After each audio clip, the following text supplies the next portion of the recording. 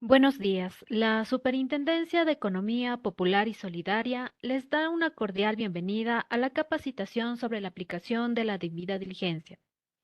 En este momento es oportuno indicar a todos los presentes que sus preguntas relacionadas al tema de capacitación podrán realizarlas únicamente a través del chat, las cuales serán solventadas al final de la misma. Para dar inicio al evento, doy paso al ingeniero Marcelo Jara, director nacional de prevención de lavado de activos de la Superintendencia de Economía Popular y Solidaria, quien nos dará unas palabras de bienvenida. Adelante, estimado director. Muchas gracias, Cari.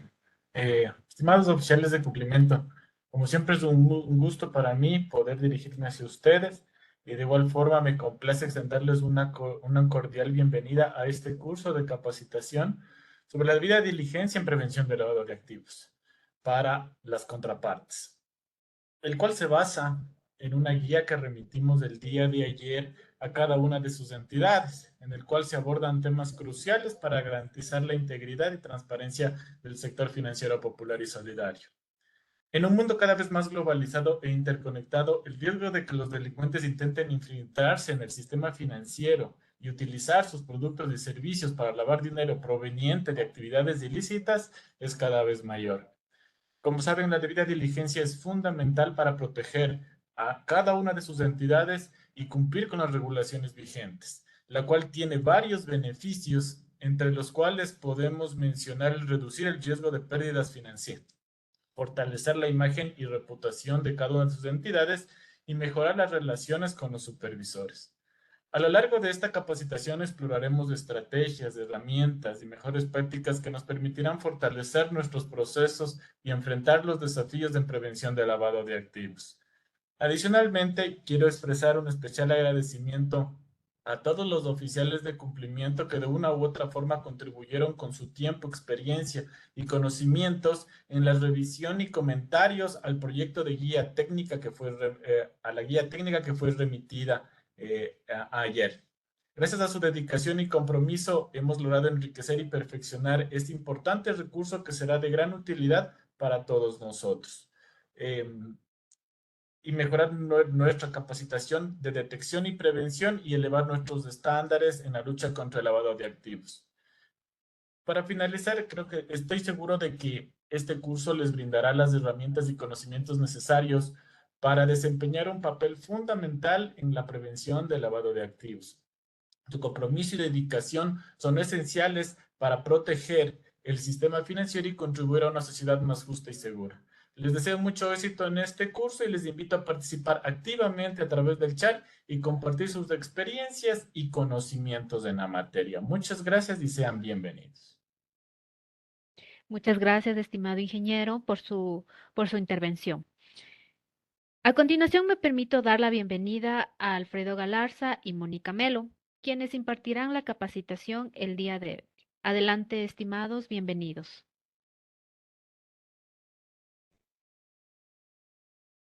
Muy buenos días con todos. Muchas gracias, oficiales, gerentes, por asistir a la presente capacitación. Agradecemos su tiempo. El día de hoy nosotros vamos a dar una breve capacitación sobre la aplicación de la debida diligencia a las contrapartes de entidades controladas por la superintendencia. Es importante manifestar la importancia que tienen tanto los oficiales de cumplimiento como los gerentes en dar un seguimiento adecuado al sistema de prevención de lavados de activos y considerar que el lavado de activos y financiamiento de delitos corresponde un delito. Y recuerden que la acción u omisión es castigada por leyes penales. Asimismo, oficiales de cumplimiento, como ustedes saben, están en la obligación de presentar información financiera, la misma que al no ser presentada en los momentos oportunos y en los periodos y plazos establecidos, pueden incurrir en sanciones pecuniarias, como por ejemplo ustedes saben, los RESU, al no ser cargados, pueden incurrir en una pena de 1 a 20 salarios básicos unificados, que estaría entre $460 y 9.200. En el caso de no remitir el CRS, el anexo, ustedes saben que ese anexo, el SRI, multa con 250 salarios básicos unificados. Esto quiere decir $115.000, que sería directamente asumido por el oficial de cumplimiento. Finalmente, luego de la capacitación que van a recibir el día de hoy, la Superintendencia de Economía Popular y Solidaria, brindará un certificado, el mismo que será otorgado luego de completar un cuestionario que será tomado al finalizar la siguiente capacitación. Por lo tanto, rogamos la atención debida y procederemos con la primera parte. El contenido de la presente capacitación va a estar dividido en 7 temas principales. Vamos a revisar cuál es el objetivo de la capacitación, la referencia normativa, los conceptos previos, los resultados, fruto de la aplicación correcta de la debida diligencia, clases de debida diligencia, las etapas de la debida diligencia y casos prácticos. Es importante manifestar que al nosotros revisar temas normativos hemos tomado textualmente de la norma para evitar cualquier confusión. El objetivo de la capacitación que ustedes presenciarán el día de hoy tiene como objetivo exponer de manera clara y esquemática todos los métodos para la aplicación de la debida diligencia con enfoque basado en riesgos. Realizar una adecuada identificación, acreditación, verificación y monitoreo de sus contrapartes. Fortalecer los sistemas de prevención de lavado de activos y financiamiento de delitos en las entidades del sector financiero popular y solidario, entidades que se encuentran bajo el control y supervisión de la Superintendencia de Economía Popular y Solidaria a través de la Dirección Nacional de Prevención de Lavado de Activos. La capacitación también estará basada en una normativa legal vigente y acorde a las buenas prácticas que se han identificado en las atribuciones del órgano de control en sus funciones de supervisión y control. Finalmente, los temas expuestos son de carácter netamente informativo y el contenido de la presente capacitación no reemplaza las obligaciones que las entidades tienen en cuanto al cumplimiento en materia de prevención de lavado de activos y financiamiento de delitos. Referencia normativa. La capacitación brindada el día de hoy, así como la guía que ha sido remitida ayer a todas las entidades y que también está colocada en el sitio colaborativo de la página web, mismo que lo podrán revisar en este momento en el chat, nosotros hemos tomado las siguientes normativas. La primera, hemos validado la Ley Orgánica de Prevención, Detección y Erradicación del Delito de Lavado de Activos y Financiamiento de Delitos, el cual está en el suplemento 802, publicado el 21 de julio del 2016, mismo que su última reforma se encuentra publicada en el suplemento 282 del 3 de abril del 2023. Se ha considerado también el reglamento de la Ley Orgánica de Prevención, Detección y Erradicación del Delito de Lavado de Activos, el cual está registrado en el suplemento 259 del 3 de agosto del 2020. De igual manera, la norma para prevención, detección, erradicación del delito de lavado de activos y del financiamiento de delitos de las entidades financieras de la economía popular. Esta normativa es la legalmente vigente, la cual ustedes podrán encontrar en el sitio colaborativo de la Superintendencia. Y finalmente, se ha tomado en consideración todos aquellos oficios circulares, guías y notas técnicas relacionados en tema de prevención de lavado de activos y financiamiento de delitos que están publicados en nuestra página web institucional. ¿Cuáles son los conceptos previos que nosotros hemos considerado necesarios de exponer a ustedes? Enfoque basado en riesgos. Este enfoque se centra básicamente en la identificación y evaluación de los riesgos y oportunidades y en la planificación de medidas adecuadas para mitigarlos. A su vez, en aquí ustedes podrán identificar contraparte. ¿Cuál es la contraparte que ustedes como entidades deberían validar? Es el socio, el cliente, proveedor, corresponsal, empleado, administrador y o cualquier persona natural o jurídica que tenga una relación comercial contractual con su entidad. A su vez, el beneficiario final es aquella persona que finalmente posee o controla a un cliente y o persona natural en cuyo nombre se realiza una transacción. Esto también incluye a las personas que ejercen el control efectivo final sobre una persona jurídica u otra estructura jurídica. Listas de control. Durante el transcurso de la capacitación, ustedes van a escuchar que tienen que validar la información en lista de control. ¿Cuáles son estas listas? Estas listas son informaciones nacional e internacional, utilizadas principalmente por los oficiales de cumplimiento que aquellas contienen información de diversas fuentes sobre personas naturales o jurídicas. Esta información contribuye a que la entidad tenga conocimiento más amplio de los antecedentes legales de sus contrapartes y pueda ser usada en su respectivo análisis. Finalmente, la debida diligencia en el conocimiento de la contraparte. En la guía ustedes van a identificar esto y es básicamente el proceso en el cual las entidades controladas obtienen información de sus contrapartes en aquellos formularios diseñados para el efecto, asegurándose efectivamente que sean quienes dicen ser y se efectúan al inicio y durante la relación comercial.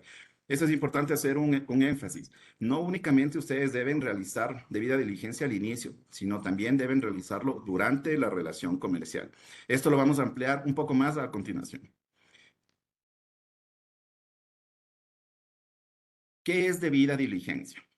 La debida diligencia es el conjunto de las acciones que toda entidad debe llevar a cabo para conocer adecuadamente su contraparte. Como ustedes vieron, nosotros ya identificamos quiénes son la contraparte. En este caso tenemos socios, clientes, empleados, directivos y proveedores. Nosotros tenemos que validar todas estas contrapartes y sus transacciones, reforzando el conocimiento de aquellas contrapartes que por su actividad o condición sean sensibles al lavado de activos o financiamiento del delito como el terrorismo. ¿Cuándo se aplica la debida diligencia? Nosotros en la presente capacitación hemos tomado en consideración los artículos de la norma.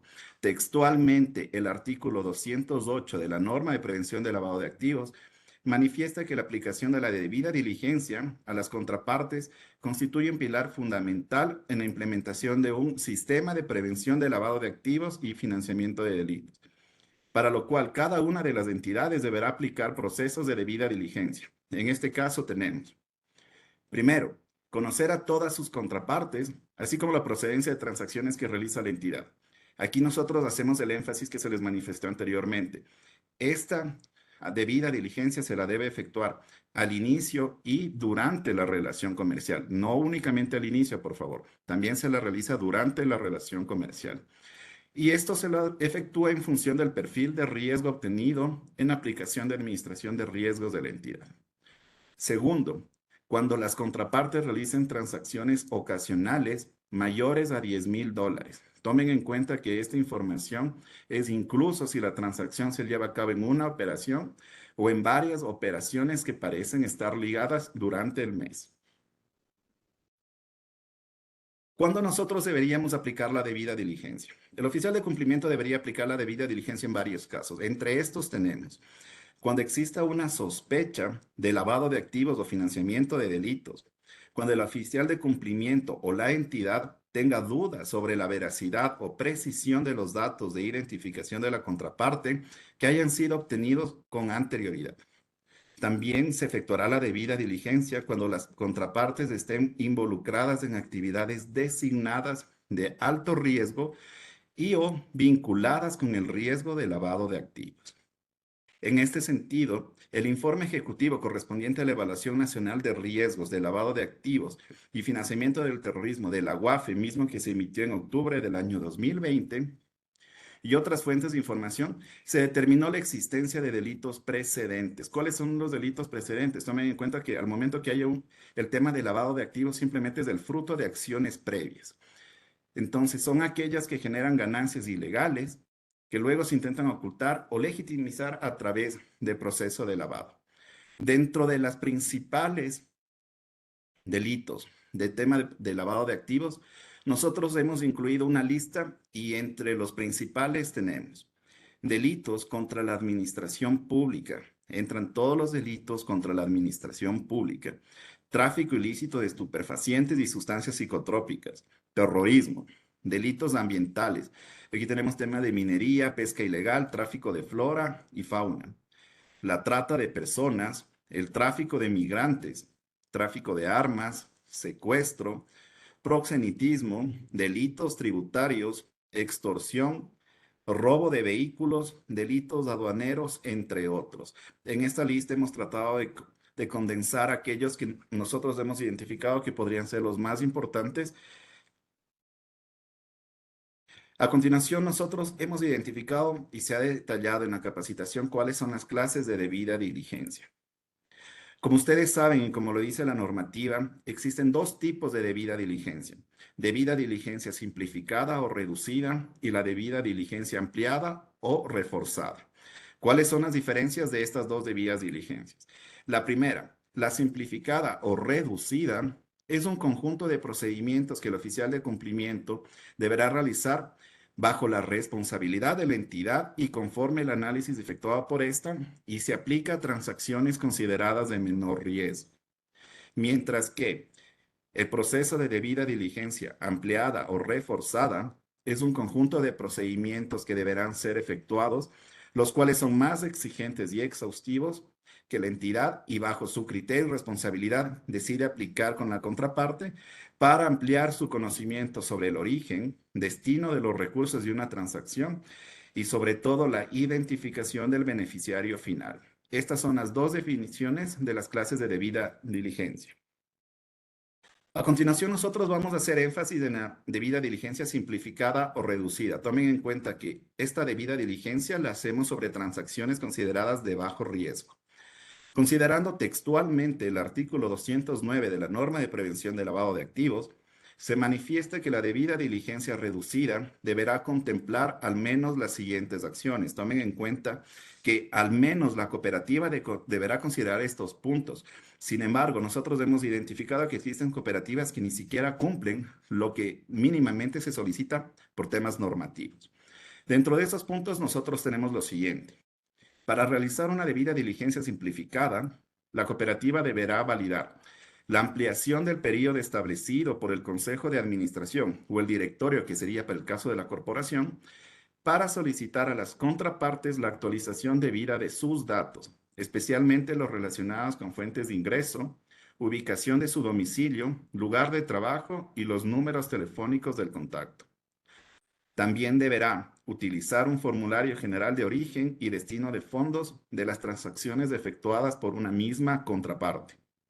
Los procedimientos de verificación en los que tiene relación a referencias comerciales y visitas, aquellos requisitos de información en caso de productos y servicios cuya transaccionalidad por las características de estos no implique un mayor riesgo de lavado para la entidad.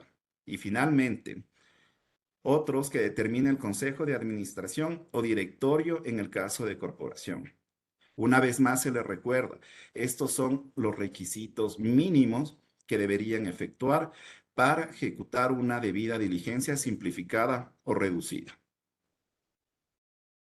De igual manera, para la aplicación de la debida diligencia simplificada o reducida, de acuerdo al artículo 210 de la norma de prevención, todas las entidades podrán aplicar la debida diligencia reducida cuando aquellos socios que efectúen transacciones dentro de los límites determinados por su perfil económico, se elaborará la diligencia simplificada para las contrapartes, que sea una entidad del sector financiero nacional y compañías de seguros privados que esté bajo la supervisión de un organismo de control correspondiente, y se realizará una debida diligencia simplificada a aquellas contrapartes que sean una entidad del sector público, empresa pública o gobierno autónomo descentralizado.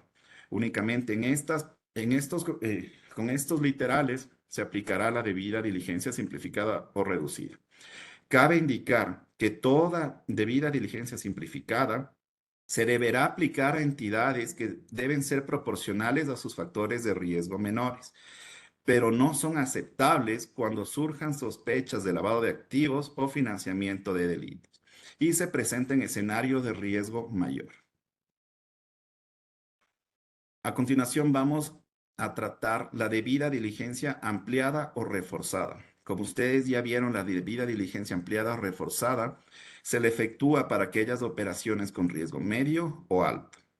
De acuerdo al artículo 211 de la norma de prevención de lavado de activos, todo procedimiento de debida diligencia ampliada contemplará al menos los siguientes literales. Se lo repite de nuevo, por favor. Al menos los siguientes literales.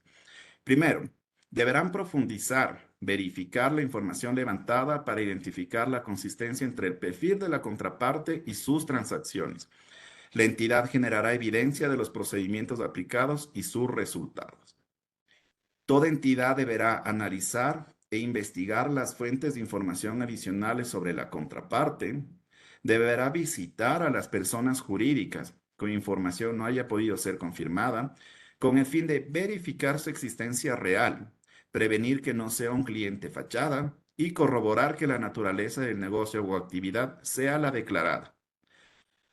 Adicionalmente, deberá solicitar a las contrapartes todos los justificativos de las transacciones que efectúan. Y finalmente, todos los procedimientos que consideren pertinentes para tener la certeza de que el origen y destino de los recursos sean lícitos.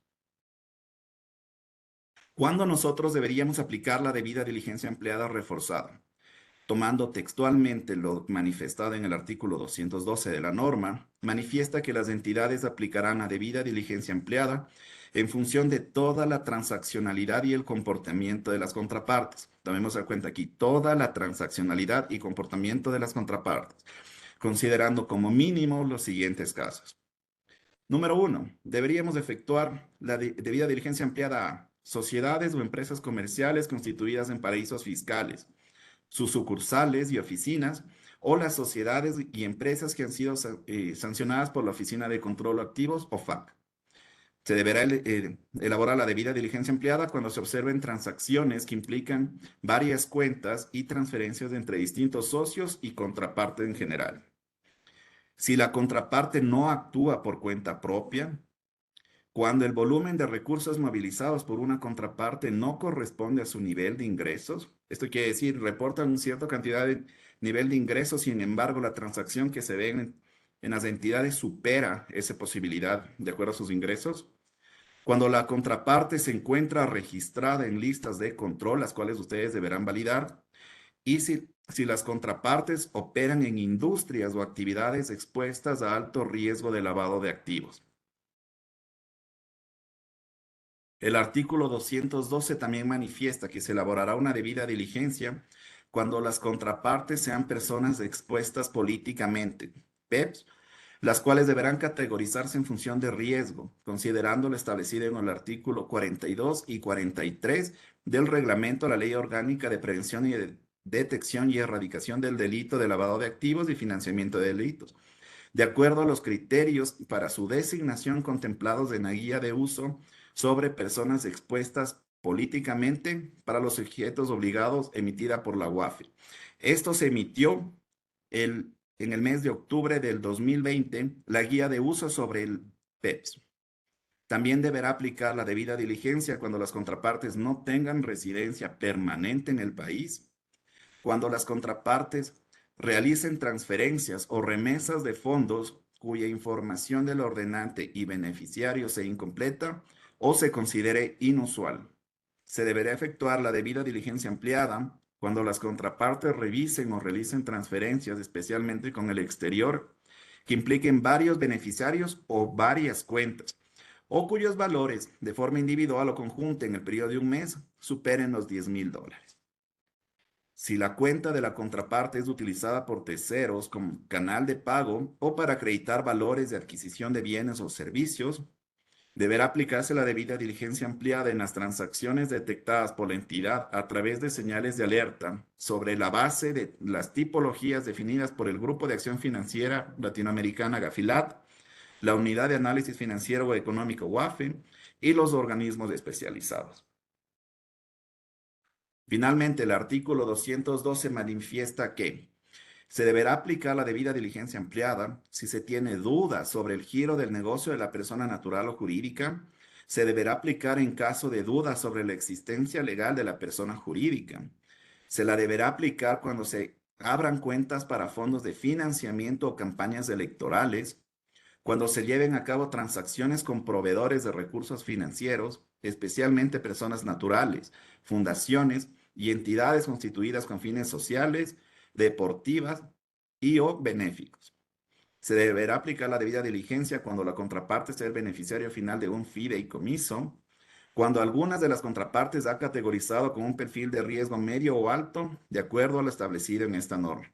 Recuerden, la debida diligencia simplificada se realiza sobre operaciones con riesgo bajo y la debida diligencia ampliada se la realiza sobre operaciones categorizadas con riesgo medio o alto. Finalmente, la debida diligencia ampliada se elaborará en otros casos que determine el Consejo de Administración. La capacitación hasta el momento ha realizado un consolidado de todos los temas normativos.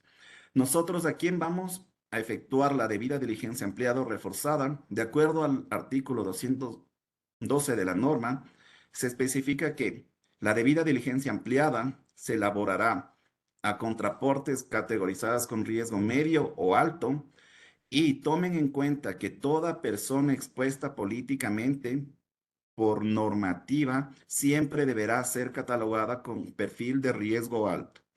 Nuevamente, toda persona expuesta políticamente PEP deberá ser catalogada con un riesgo alto. Una vez que la entidad haya efectuado los procesos de debida diligencia, nosotros vamos a exponer cómo deberán ser presentados los resultados de dicha acción. Una vez que se han aplicado las diferentes etapas de la debida diligencia, la entidad podrá realizar tres temas. La entidad podrá definir si no realiza operaciones financieras con el socio o el cliente.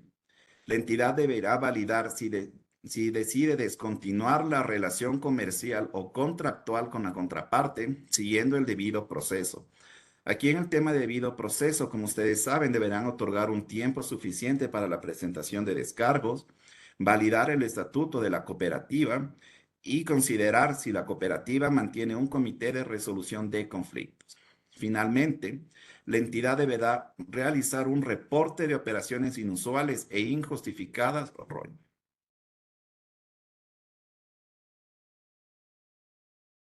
¿Cómo nosotros podríamos realizar la actualización de la información de la contraparte? Recuerden que todas las entidades deberán mantener actualizada la información de sus contrapartes, para lo cual el Consejo de Administración, el que es el CAD, definirá el periodo máximo para la actualización de información de las contrapartes de acuerdo a su perfil de riesgo. Como entidad de control, nosotros recomendamos y hemos validado que al menos una vez al año deberían validar toda la información de sus contrapartes, al menos una vez al año. El manejo de la información. Los oficiales de cumplimiento y la entidad deberá conservar los expedientes con todos los registros necesarios de la información generada, así como los resultados de los análisis realizados por el plazo de 10 años si es del archivo físico y por un plazo de 15 años en formato digital.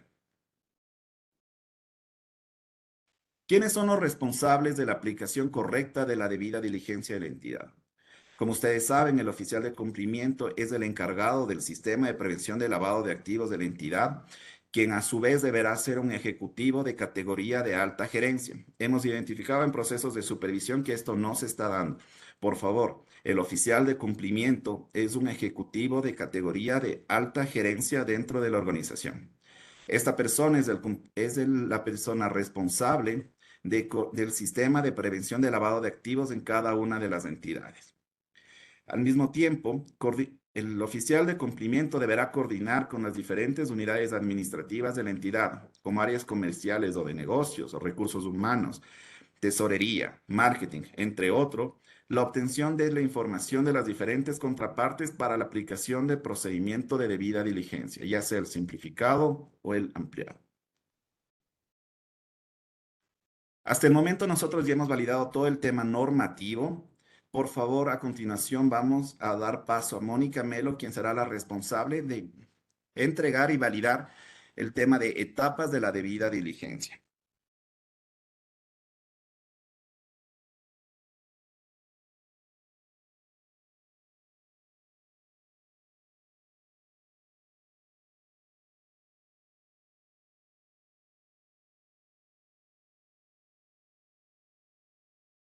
Se vayan solventando.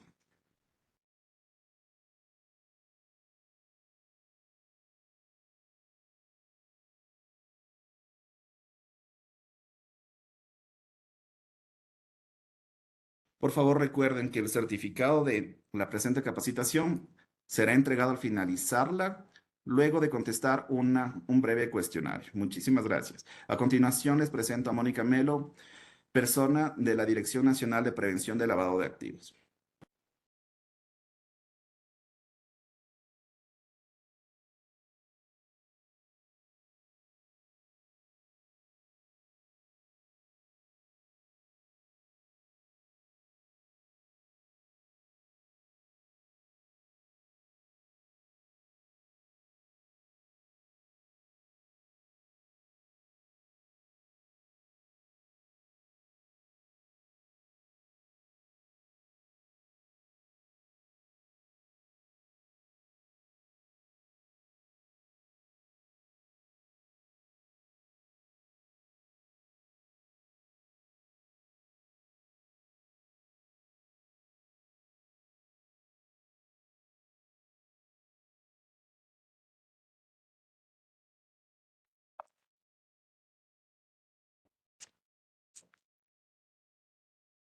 Buenos días, estimados oficiales de cumplimiento. Les doy la más cordial bienvenida a ustedes. Con respecto a esta capacitación, vamos a hablar ahora de las etapas de debida diligencia. Pero antes de eso, vamos a revisar un poquito todos los temas que acabamos de ver con mi compañero Alfredo. En ese sentido, vamos a hacer un pequeño repaso de lo que hemos visto hasta este momento. La debida diligencia está relacionada con el conocimiento de la contraparte y constituye un aspecto fundamental en la implementación de un sistema de prevención de lavado de activos en las entidades del sector financiero popular y solidario. Su importancia radica en que al aplicar sus diferentes etapas se obtiene información relevante para la ejecución de procedimientos fundamentales. En tal sentido, dentro de la capacitación que nosotros en este momento estamos proporcionando a todas las entidades, nosotros hemos identificado normativamente 3 componentes que están relacionados con las etapas de la debida diligencia. En ese sentido, tenemos la identificación, la acreditación y la verificación. En esta capacitación vamos a hablar de una etapa adicional que es el monitoreo, que consiste en el seguimiento a la contraparte en función de su transaccionalidad y comportamiento tanto al inicio como durante la relación comercial o contractual.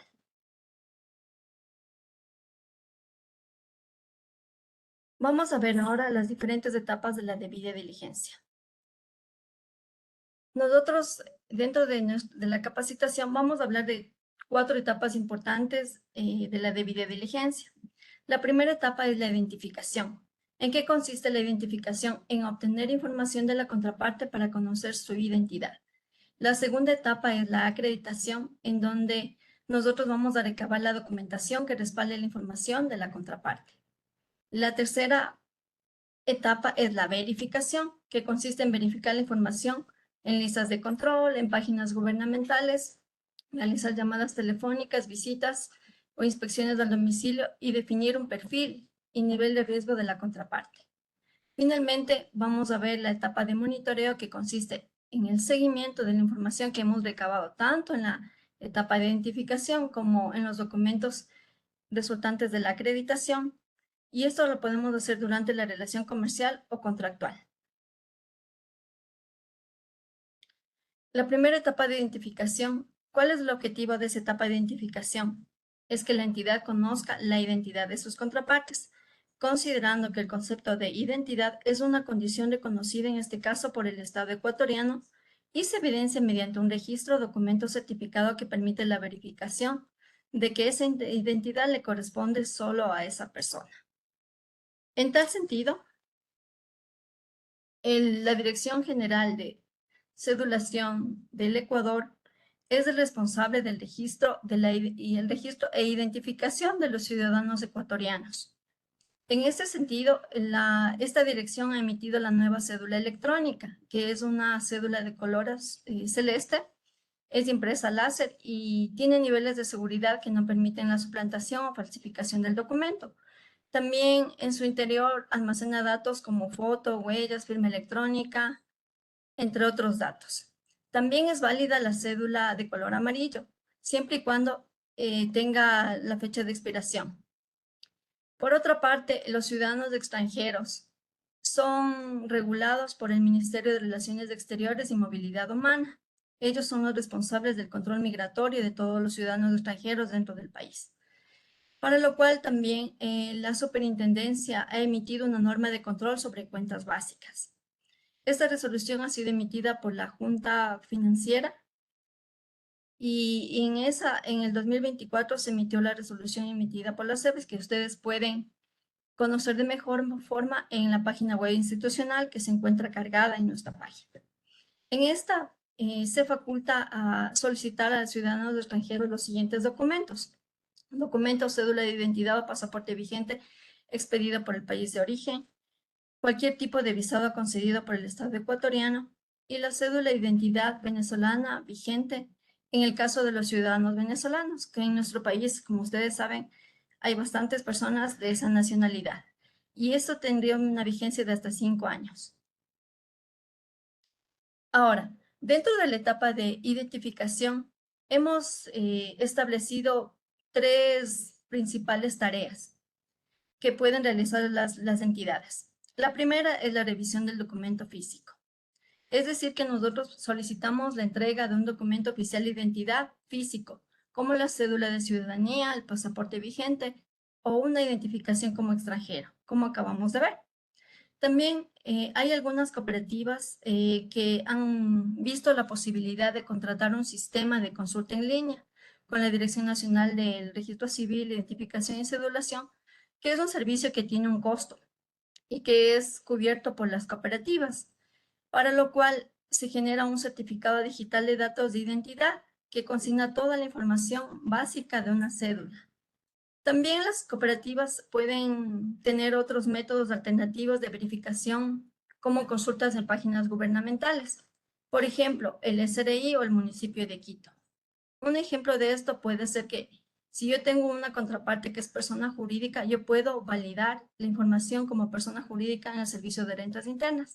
En el servicio de rentas internas tenemos datos como, por ejemplo, quién es el representante, a qué se dedica esta empresa.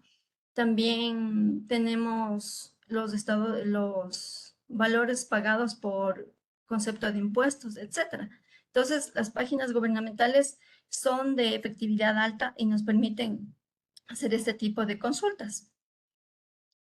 Por otra parte, las entidades también tienen la obligación de aplicar formularios de inclusión de todas sus contrapartes. ¿Qué son esos formularios de inclusión? Consiste en el levantamiento de datos en formularios de inclusión diseñados para conocer datos personales de la contraparte, su perfil socioeconómico, financiero, entre otros.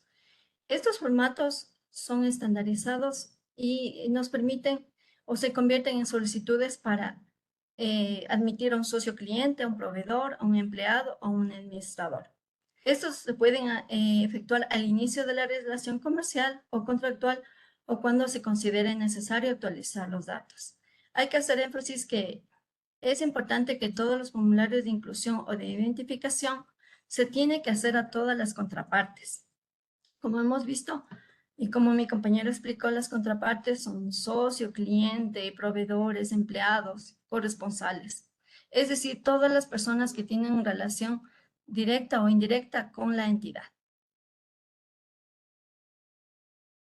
Ahora vamos a ver, de acuerdo al artículo 215, y esto es importante que tomemos en cuenta, cuál es la información mínima que deben tener los formularios de identificación. En el caso de las personas naturales, en la norma se establecen mínimo 14 tipos de datos que nosotros mínimamente debemos tener dentro de nuestros formularios de inclusión. Por ejemplo, para las personas naturales, la norma establece solicitar apellidos y nombres completos, nacionalidad, fecha de nacimiento, cédula de ciudadanía, número del documento de identidad o pasaporte vigente, país, cantón y ciudad de residencia, dirección y número de teléfono del domicilio, y lugar de trabajo o negocio, correo electrónico, actividad económica, ingresos y egresos, nombres y apellidos del cónyuge conviviente, número del documento de identificación del cónyuge conviviente, descripción de la actividad económica, descripción de activos y pasivos con sus respectivos valores, referencias personales. Y es importante tomar en cuenta que ahora por la Ley de Protección de Datos es importante que tengamos una autorización para que la entidad pueda comprobar la información que proporcionan las contrapartes. Recordemos que esta ley también tiene sanciones por su incumplimiento, entonces debemos tener mucho cuidado cuando solicitamos información a nuestras contrapartes. Además de estos formularios de inclusión, en el caso, por ejemplo, de la persona natural, deben tener la firma de la contraparte y del empleado que recepta la información. Dentro de los procesos de supervisión hemos observado que estos formularios no tienen muchas veces las firmas o las rúbricas de la contraparte, ni tampoco de la persona que recepta la información. Es importante que los oficiales de cumplimiento tengan control de este tipo de situaciones y validen la información que tienen de sus contrapartes, especialmente e inicialmente en los formularios de identificación. Ahora, los datos mínimos que también establece la norma para personas naturales en cuentas básicas son apellidos y nombres completos, ciudad y fecha de nacimiento, tipo y número de documento de identificación, país, cantón y ciudad de residencia, nombres y apellidos completos del cónyuge, tipo y número de identificación del cónyuge conviviente. Esta es la información mínima requerida en los formularios de identificación para las personas naturales. Ahora, vamos a ver cuáles son los datos mínimos que aproximadamente la norma establece como 14 puntos en cuanto a las personas jurídicas.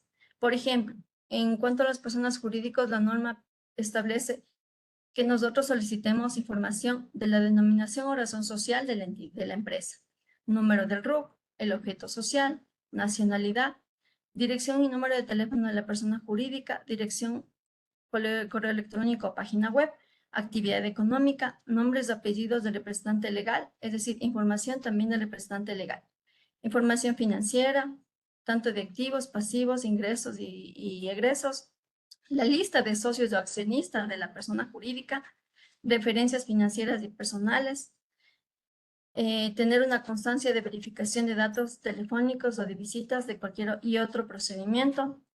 Como vemos también, es importante que la autorización escrita para que la entidad compruebe esta información es muy importante. Y en el caso de fideicomisos, considerar la información que identifique al fideicomitante, fiduciario, beneficiarios y clase de fideicomisos, etc.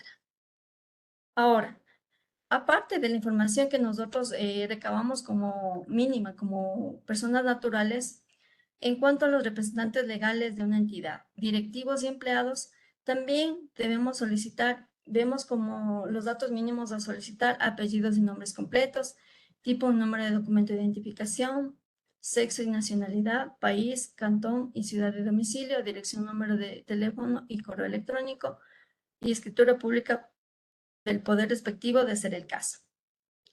La información mínima en el caso de los beneficiarios finales, tenemos apellidos y nombres completos, tipo y número del documento de identificación, sexo y nacionalidad, y número del registro de contribuyentes para persona jurídica.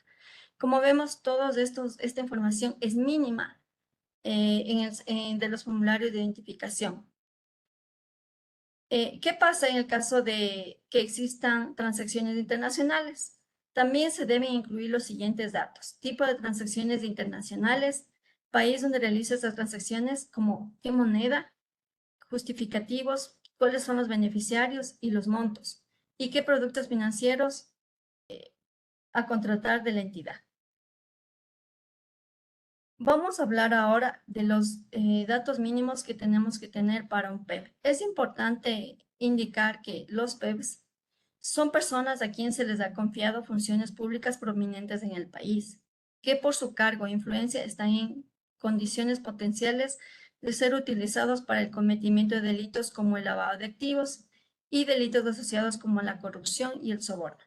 Ustedes ven que todos los días en las noticias aparecen temas relacionados con personas que han ocupado altos cargos públicos y que se han enriquecido ilícitamente.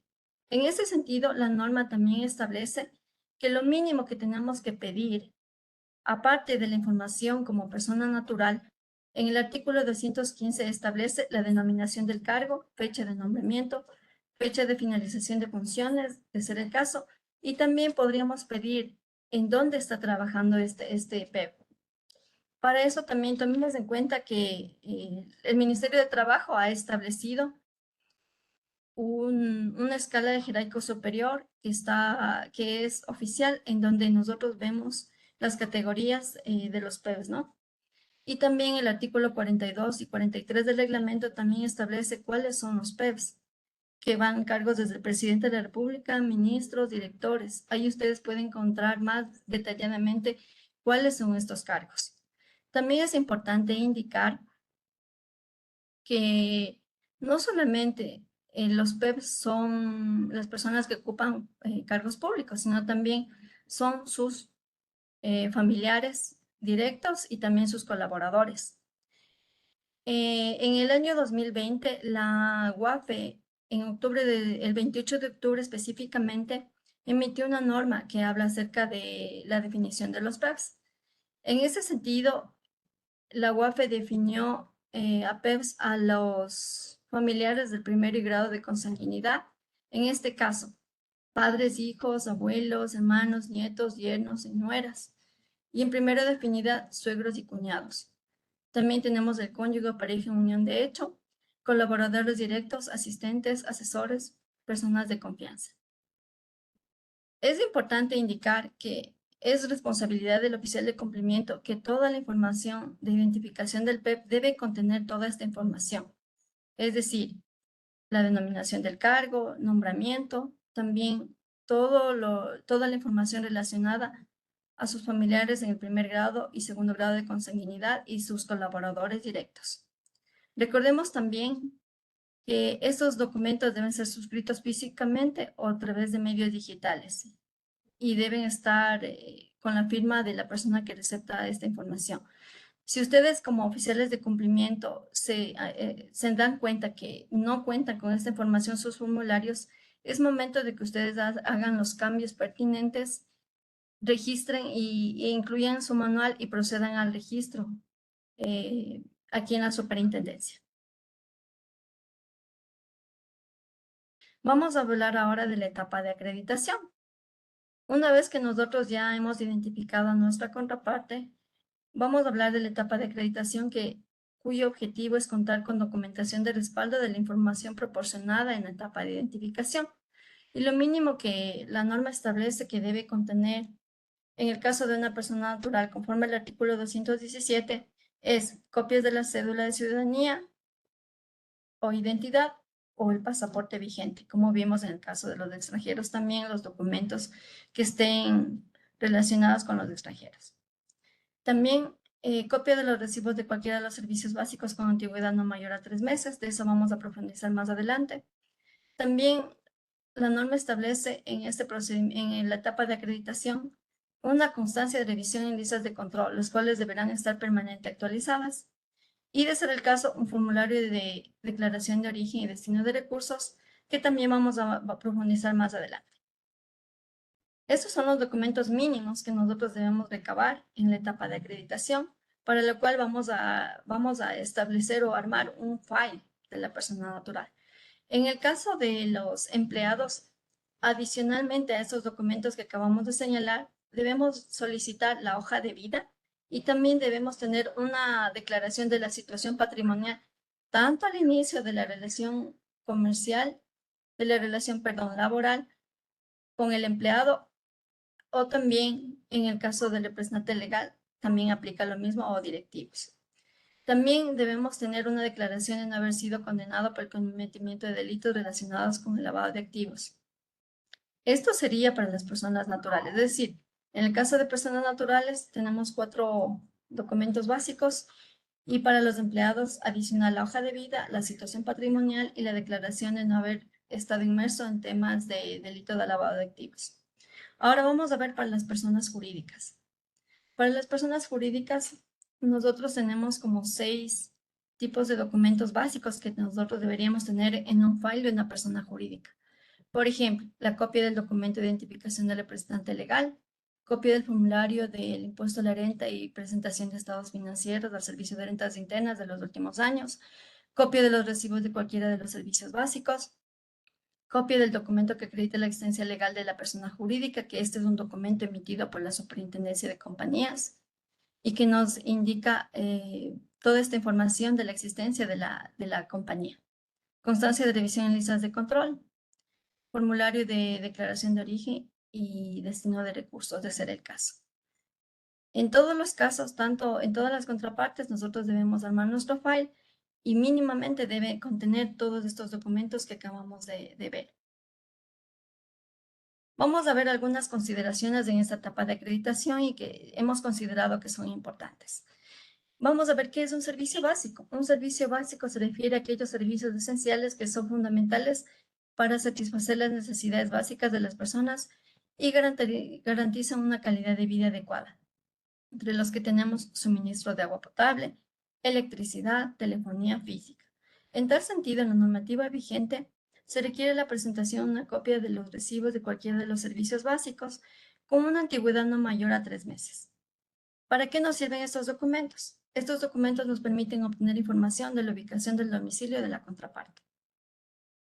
Vamos a ver ahora otro punto que es muy importante y que merece nuestra consideración, que es la administración de la información receptada.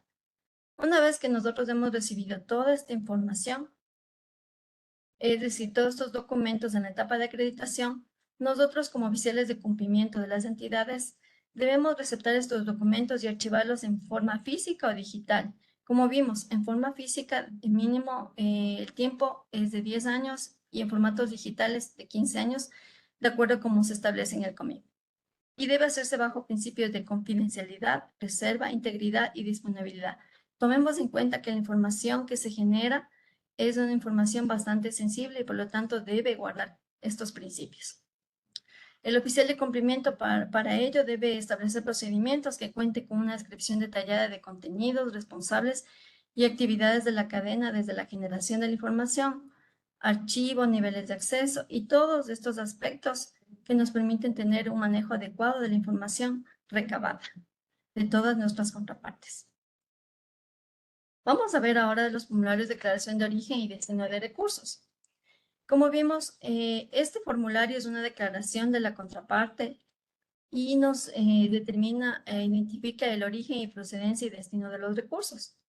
¿Cuándo se realiza un formulario de declaración de origen y destino de recursos? Cuando las operaciones de forma individual o acumulada mensualmente igualen o superen los $5,000.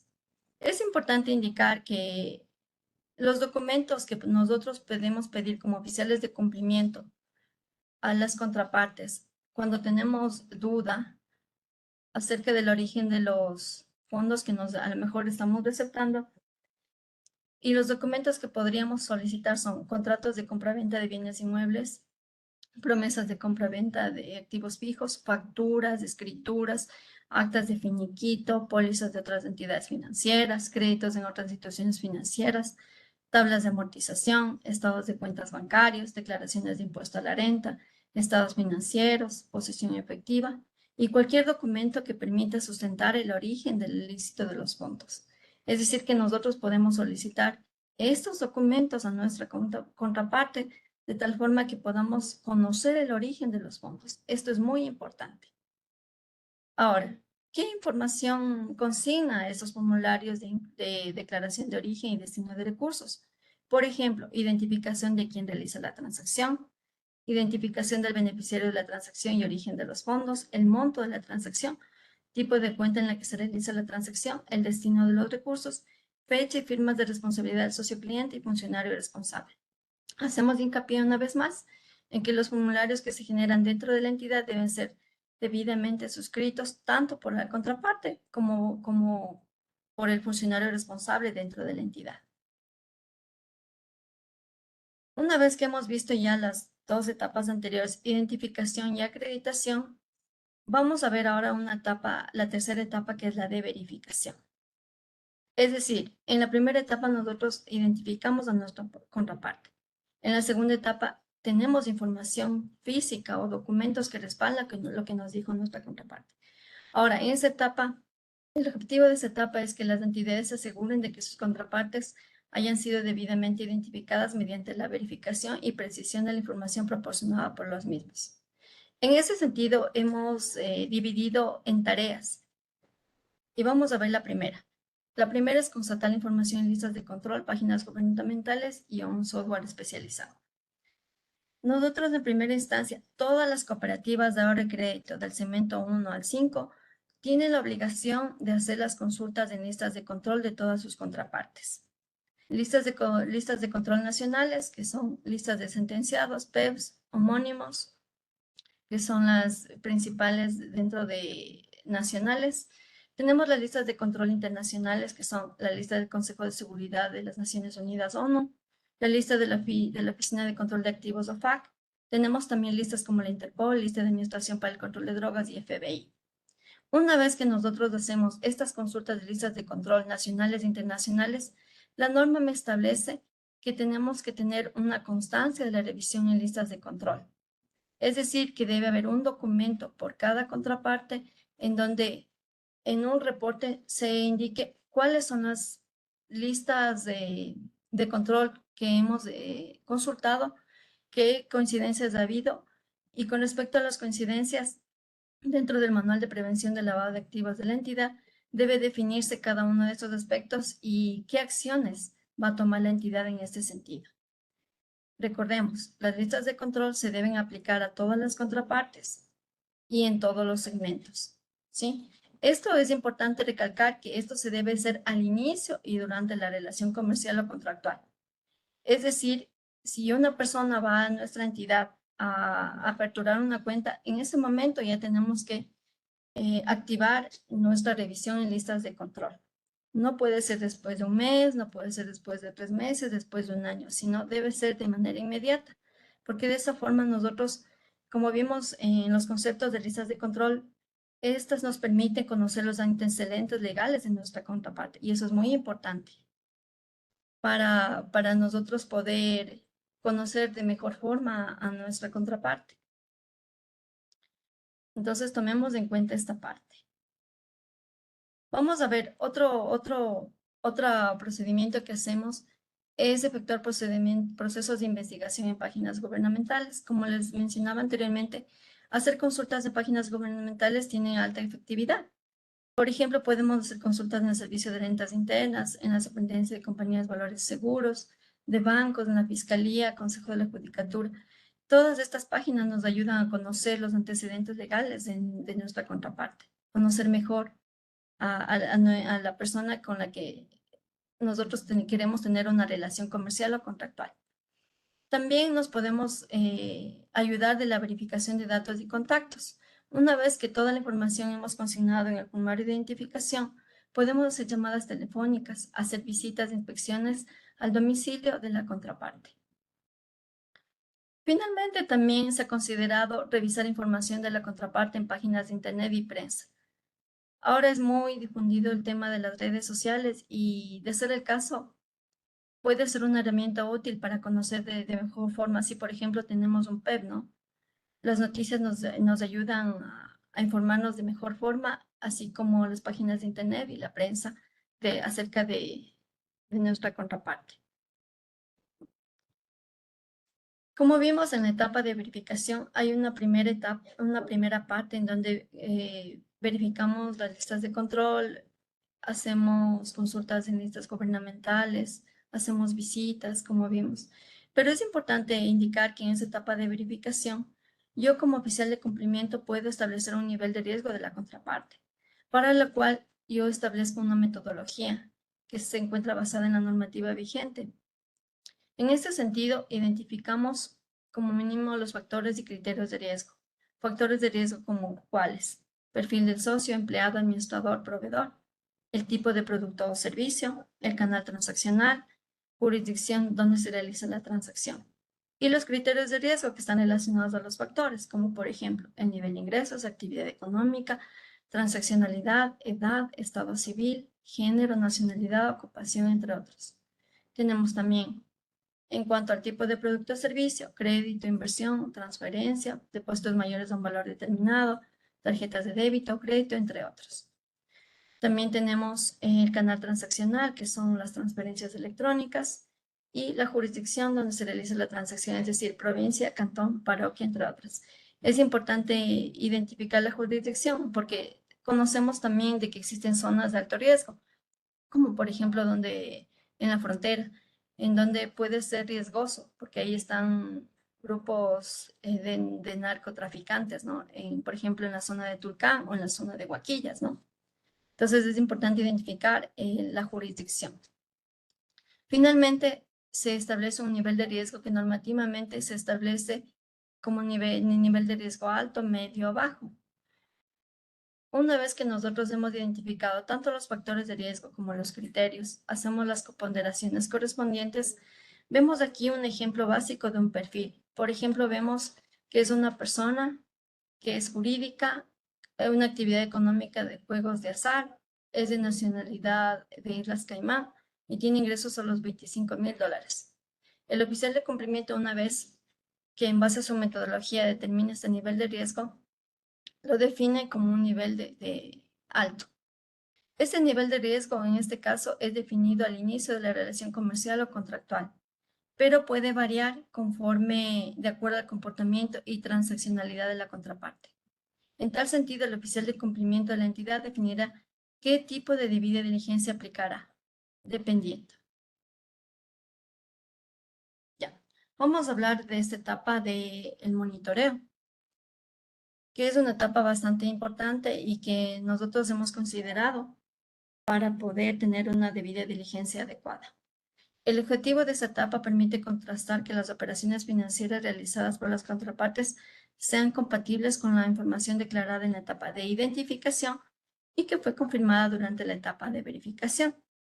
Además, esta etapa permite fortalecer y reafirmar el conocimiento de las contrapartes y, de ser el caso, obtener mayor información cuando se tengan dudas sobre la veracidad de la misma.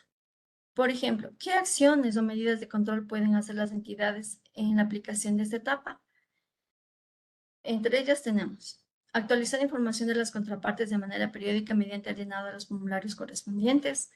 También podemos analizar e investigar, como vimos, fuentes de información adicionales en redes sociales o páginas de Internet.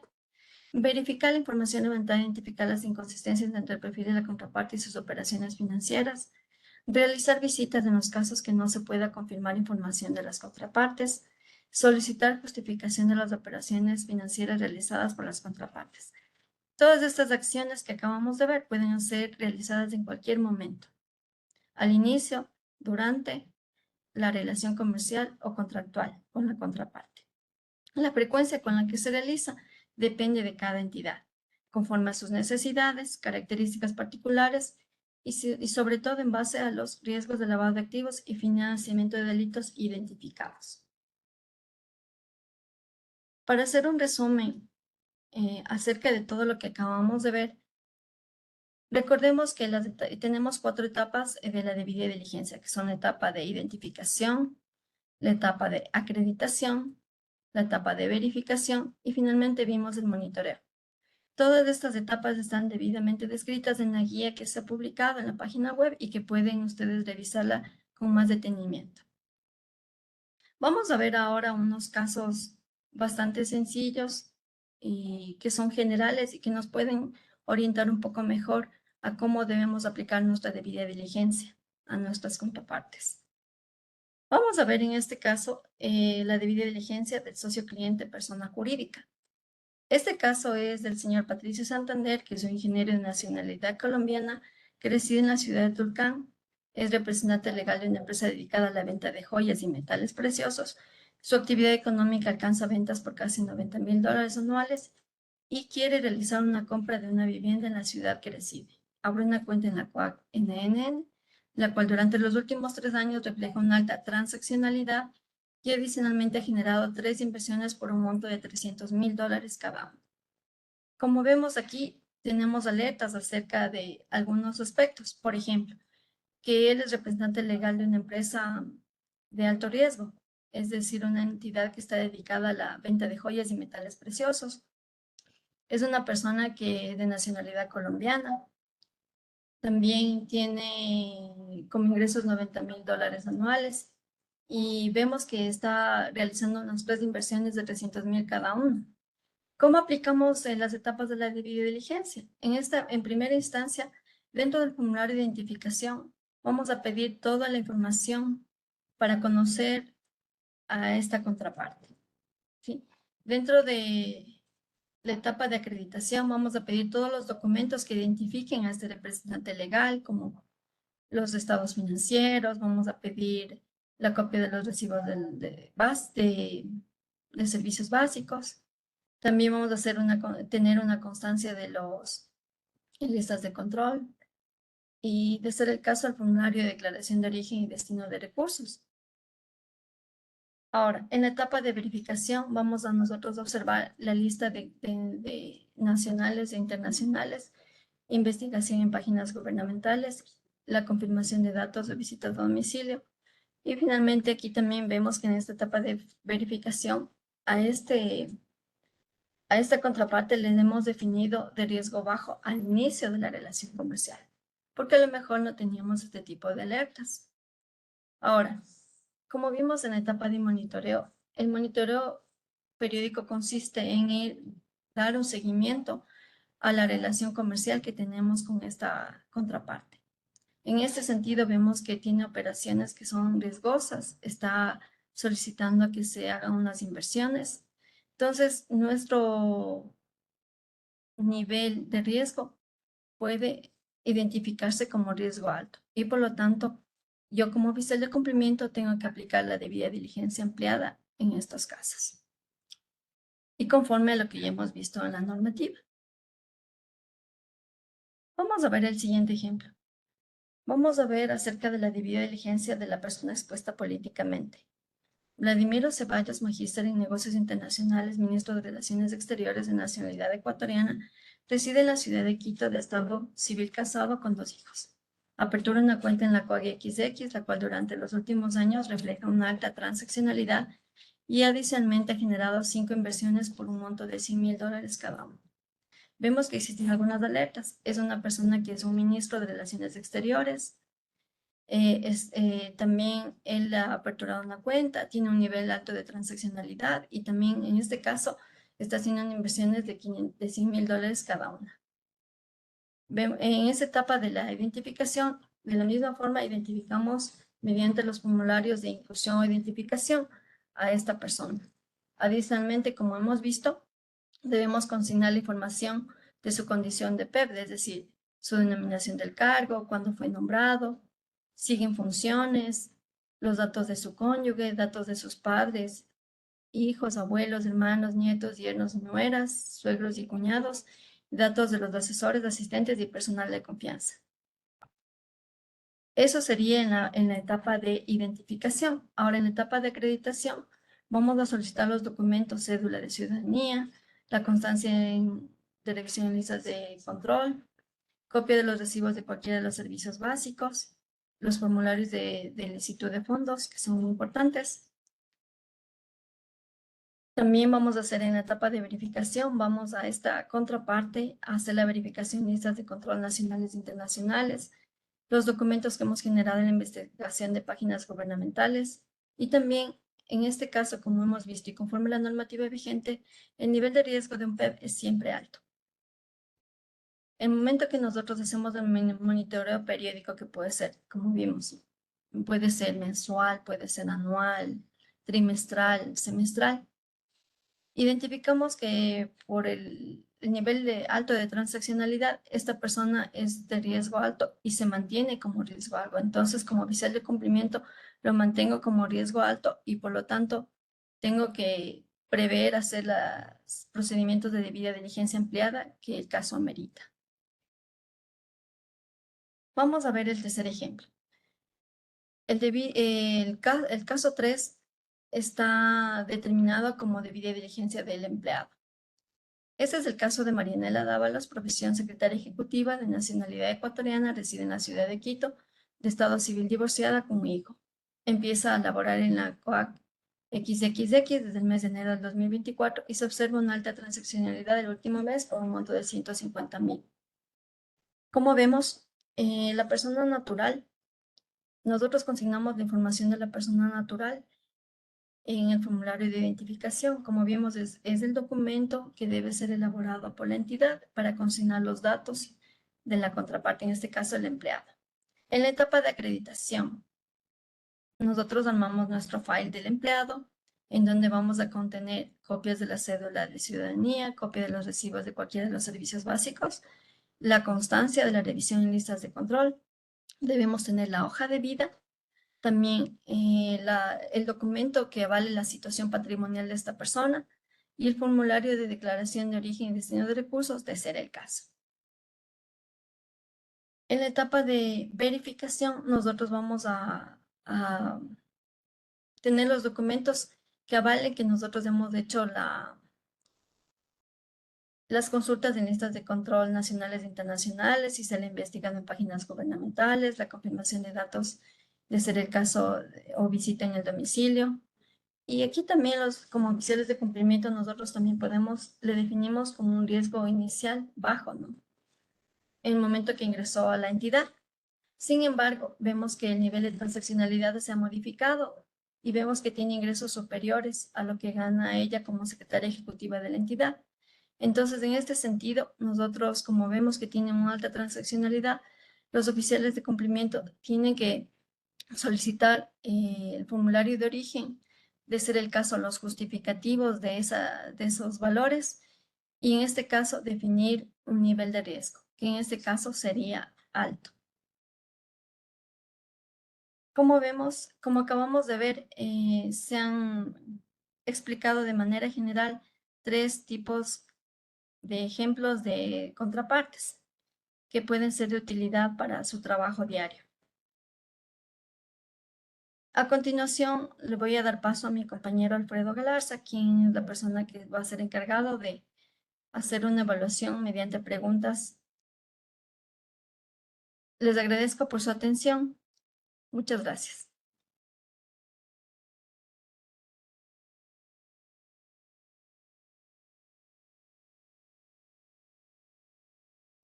Muchísimas gracias por su asistencia a la capacitación del día de hoy. Estamos condensando las dudas que ustedes presentan.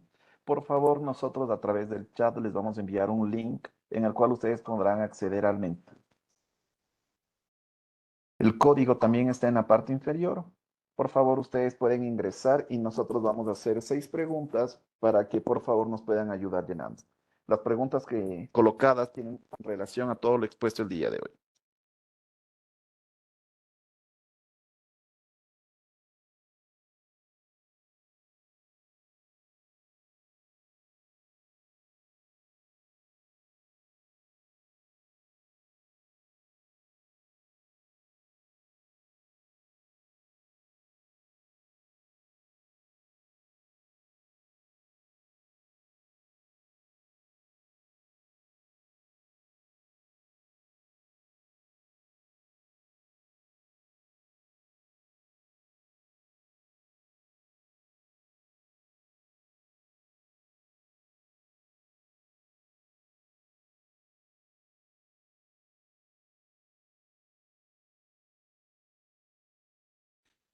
Por favor, en el chat de la capacitación ustedes tienen un link.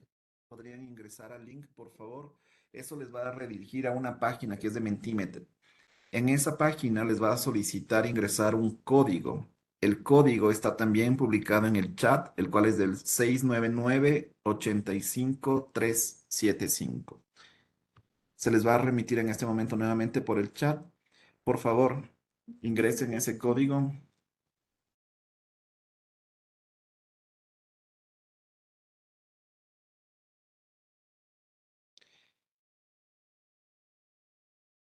Listo, en la página en este momento está publicado. Ustedes podrán visualizar la primera pantalla que dice debida diligencia, por favor. Al momento únicamente tenemos 147 personas registradas. Por favor, necesitamos que se sigan sumando para poder continuar con el cuestionario.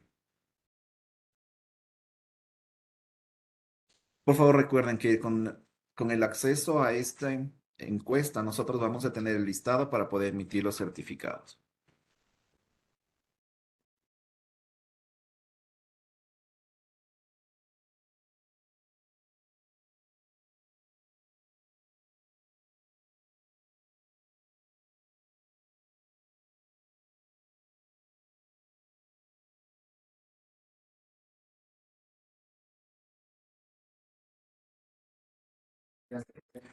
Por favor, las personas que ya ingresaron en la pantalla les sale debida diligencia y se mantiene en progreso. Al momento se va a mantener en progreso hasta que logremos ingresar más personas, por favor. Pero a los que ya se les aparece la pantalla azul con las letras de debida diligencia, por favor, están bien.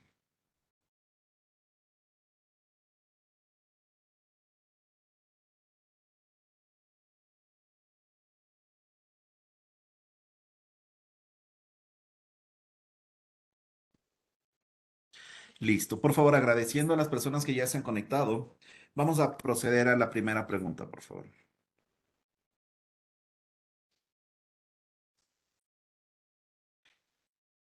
La primera pregunta, ¿qué etapas conforman el proceso de debida diligencia?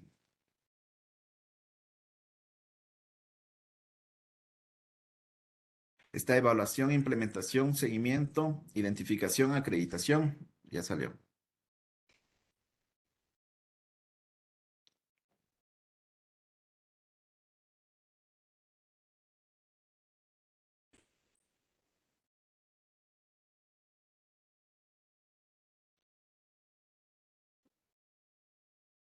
Se está yendo todo.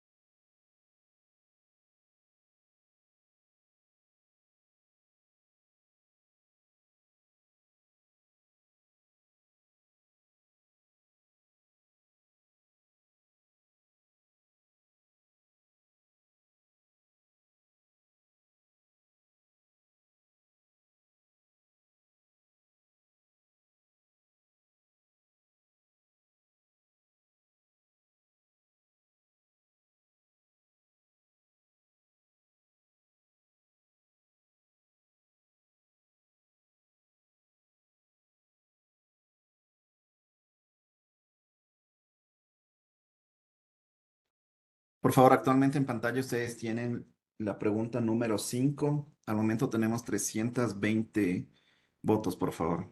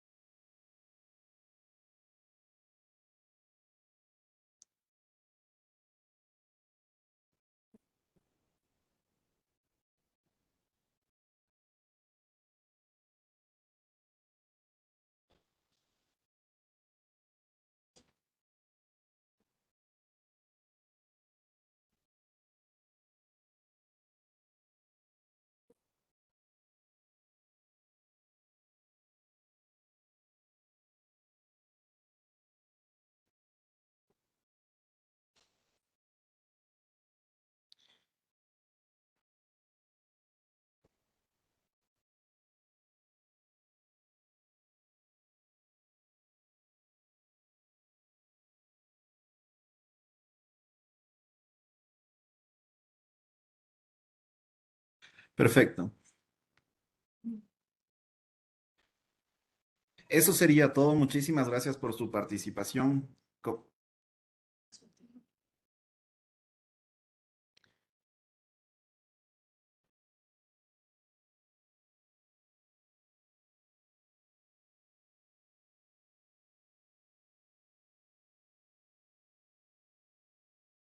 Vamos a revisar, por favor, las respuestas otorgadas en el cuestionario. A continuación, le vamos a dar el paso a Carolina, por favor, para que nos remita las preguntas que han sido consideradas dentro del chat.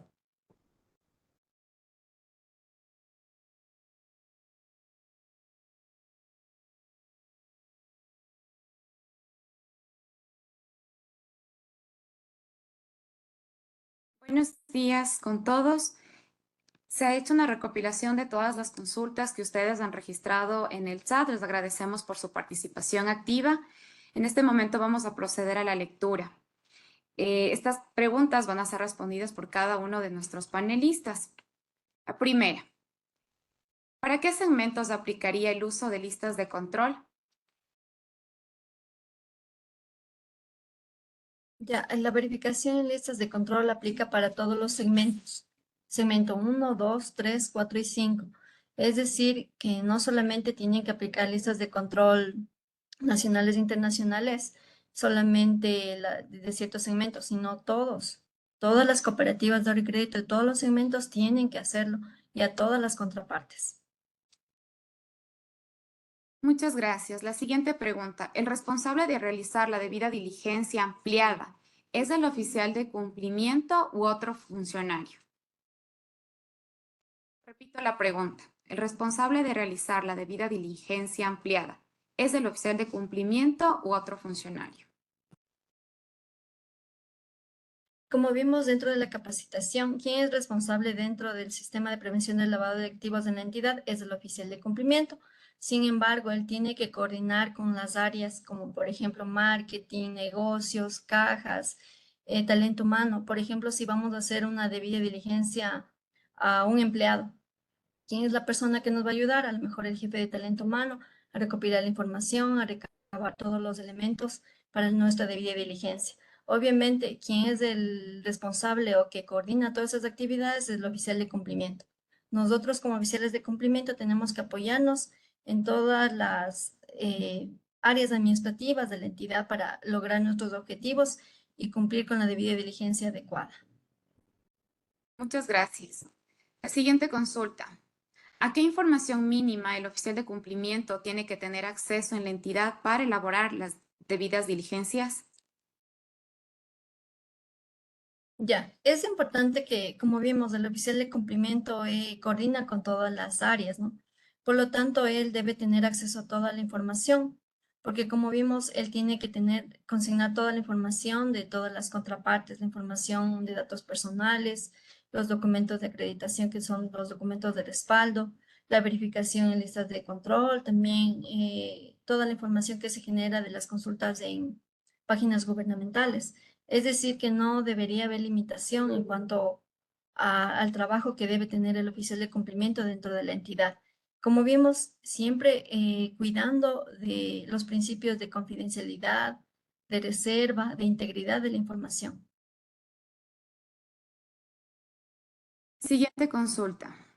¿Un contador puede ser oficial de cumplimiento titular? En ese sentido, consideraríamos que no podría ser un contador, un oficial de cumplimiento titular. Primero, porque el contador, él sabe los manejos administrativos, contables y financieros de la entidad y podría ser juez y parte. Es importante que esta persona sea independiente de las actividades relacionadas al tema financiero de la entidad. Y es importante también recalcar que la capacitación que tiene un oficial de cumplimiento debe ser en temas de prevención de lavado de activos. No es suficiente el conocimiento, sino también la experiencia que tiene en materia de prevención, porque de esta forma el conocer de procedimientos de debida diligencia, verificación de listas de control, temas técnicos en lo que es prevención del lavado de activos, a lo mejor él no podría cumplir cabalmente su actividad, ¿no? Y también porque podría tener conflicto de intereses. Gracias, Moni. Siguiente pregunta. En el caso de que un socio sea de riesgo bajo, pero en el transcurso del año hace depósitos por 3 ocasiones de 5,000 y otra de 15,000, ¿qué clase de debida diligencia se debería aplicar? Bueno, en el ejemplo que acabamos de ver, consideraría que se debería hacer una debida diligencia simplificada, porque consideramos que los 5,000 que depositó fue a lo mejor un valor que él tenía a lo mejor depositado en una cuenta en un banco. Y luego, digamos que estos 15,000 recibió un préstamo quirografario. Todo depende del análisis que haga el oficial de cumplimiento. Entonces, se consideraría una debida diligencia simplificada o reducida, como en el ejemplo que les estoy poniendo. Pero si, por ejemplo, observamos que tiene un depósito de $100,000 que no nos justifica, ahí nosotros como oficiales de cumplimiento tenemos que activar nuestras alarmas y aplicar una debida diligencia ampliada. Todo depende de las circunstancias, las características, el tipo de depósito, un sinfín de situaciones para poder determinar y por eso es que es responsabilidad del oficial de cumplimiento determinar, ¿hago una debida diligencia simplificada o hago una debida diligencia ampliada? Tomando en cuenta la normativa vigente que acabamos de revisar. Siguiente consulta. Cuando hacemos la debida diligencia a proveedores, no nos entregan la cédula. ¿Se puede tomar como identificación el RUC o cómo podemos exigir la cédula de identificación? Como vimos, la norma establece que el representante legal es una persona natural. Por lo tanto, esa persona natural tiene que entregarnos, como vimos, el documento que nos permite conocer la identidad de una persona y como vimos, es la cédula. Por lo tanto, es importante que tengamos la cédula del representante legal de la entidad. Y también en el caso de las personas jurídicas, tener el RUC y todos estos documentos que avalen la existencia de esta persona o de esta entidad. Entonces, consideramos que sí debería tener la cédula. También recordemos que dentro de la capacitación vimos que podemos nosotros tener servicios como la constancia de la identidad de una persona, ese servicio que tiene un costo y es contratado por algunas cooperativas de ahorro y crédito y que permite verificar la identidad de una persona. Entonces puede ser también una alternativa para poder conocer a esta contraparte, pero sí consideraríamos que es importante tener el documento de identificación, en este caso la cédula.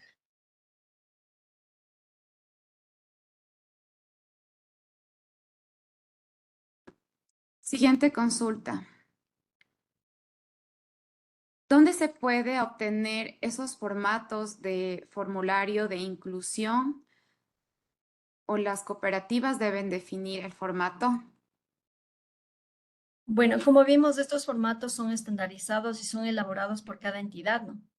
En ese sentido, lo que mínimo, como vimos en la capacitación, se debe considerar mínimo los datos que establece la normativa, pero si, por ejemplo, como oficial de cumplimiento considero que debo tener datos adicionales que me permite conocer a mi contraparte, debo incluir en mi formulario. Por ejemplo, en el caso de los PEPs, ¿no? Muchas veces las cooperativas solamente consignan la información básica de la persona natural, pero no consignan datos como, por ejemplo, el cargo, la fecha de nombramiento, en donde trabaja este PEP, ni tampoco la información de los familiares y de los colaboradores. Entonces, yo como cooperativa, viendo estas debilidades que tengo, yo puedo incluir toda la información. Lo que vimos nosotros dentro de la capacitación es lo mínimo que establece la norma. Pero yo, como oficial de cumplimiento, defino los campos que requiero para conocer mejor a mi contraparte. Estos documentos, por lo general, son elaborados por el oficial de cumplimiento, son incluidos dentro del manual y el manual que es enviado a la superintendencia para que nosotros lo revisemos y procedamos al registro. Recordemos también que estos formularios de inclusión o identificación se lo debe hacer a todas las contrapartes, es decir, un formulario para la persona natural, un formulario para la persona jurídica, un formulario para el PEP, un formulario, por ejemplo, para el empleado, el directivo. Todos tienen información básica, sin embargo, cada uno tiene sus características, ¿no? Entonces, estos documentos sí deben ser elaborados por la entidad e incluidos en el manual de prevención. Muchas gracias, Moni. Vamos con la siguiente consulta. ¿La situación patrimonial y la declaración debe ser notarizada o una declaración simple para el caso de los empleados? Todo esto dependería de las políticas de la entidad. En algunas ocasiones hemos observado que esta situación patrimonial se incluye dentro de los formularios de actualización de datos que se hacen por lo general en las entidades. Hemos observado que, por ejemplo, hay entidades que anualmente actualizan la declaración patrimonial de sus empleados, directivos, su representante legal. Entonces, ellos incluyen esta información dentro de estos formularios de actualización. También podría ser un documento debidamente notarizado que nos permite avalar la situación patrimonial de esta contraparte. Esto puede ser definido dentro de la entidad y por el oficial de cumplimiento lo que sea más conveniente, pero lo importante es que nosotros conozcamos la situación patrimonial al inicio, durante y al final de la relación comercial o contractual con la contraparte.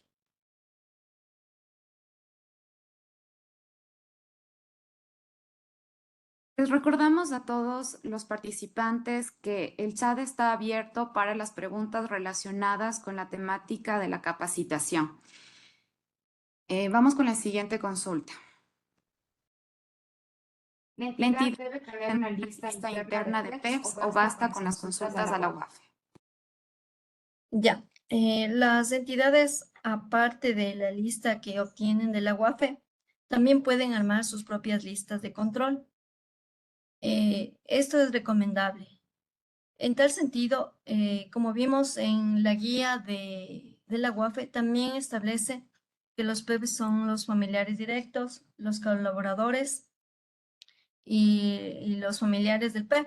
En tal sentido, los oficiales de cumplimiento pueden establecer una lista de control propia.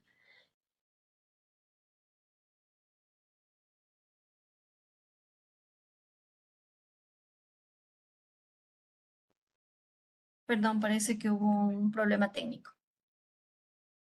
Ya, como les mencionaba, en la guía que expidió la UAF en su momento con respecto a los PEPs, se consideran PEPs también a los familiares del PEP en el primero y segundo grado de consanguinidad y primero de afinidad. En tal sentido, las entidades pueden armar su propia lista de control, es decir, incluir a todos los familiares del PEP y colaboradores en una base de datos dentro de una lista y como una lista de control.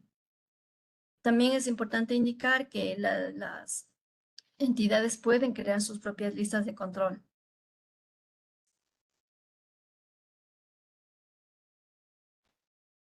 Muchas gracias, Moni. La siguiente pregunta. ¿El informe de debida diligencia debe adjuntar los respaldos de la verificación realizada? Sí, es muy importante que nosotros anexemos a nuestro expediente la verificación que hemos hecho en listas de control. La norma me establece que esto es un requisito. La norma me establece que debo tener una constancia de la revisión en listas de control nacionales e internacionales. En tal sentido, sí debe haber un documento que me diga que yo he verificado en listas de control nacionales e internacionales, por ejemplo, al empleado Juan Pérez. ¿En qué listas yo he verificado? ¿Sí? Y de esto debe haber un documento, que obviamente este documento debe constar dentro del file de esta contraparte. Y lo mismo debe pasar con todas las contrapartes. Es muy importante porque veíamos que las listas de control nos permiten conocer los antecedentes legales de la contraparte. Por lo tanto, la norma sí establece que debe haber esta constancia. Listo. Además de tener identificados a los PEUs bajo los factores de riesgo internos, hay que reportar a las CEPS. ¿Cómo y en dónde? Bueno, los PEVs no se tiene que reportar a ningún ente de control el tema de los PEVs. Como vimos, los PEVs, más bien nosotros dentro de las entidades debemos tener el control de los PEVs, sí, pero nosotros no emitimos ningún tipo de información a ningún ente de control, ni a la UAFE, ni a la superintendencia, a ningún lado.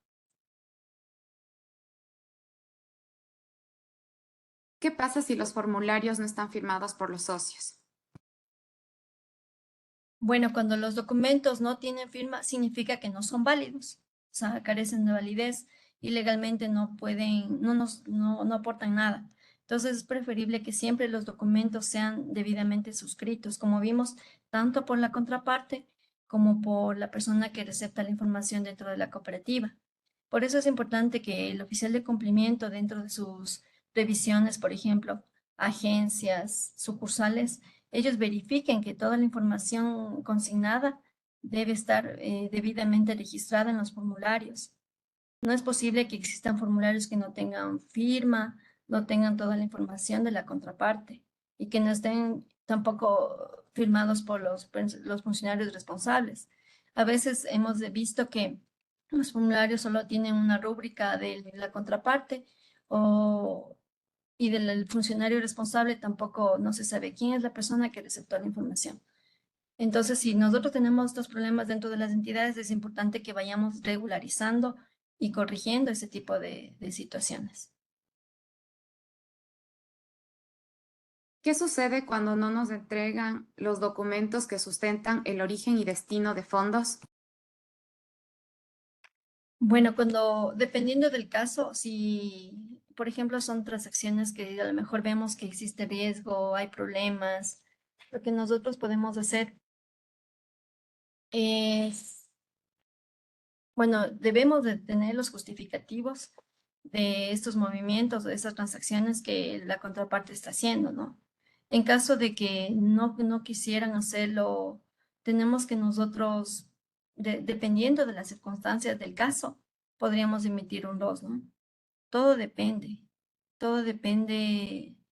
del análisis que nosotros hagamos de este formulario, el concepto de los fondos, porque es o simplemente esta persona no nos quiere regalos justificativos, todo depende.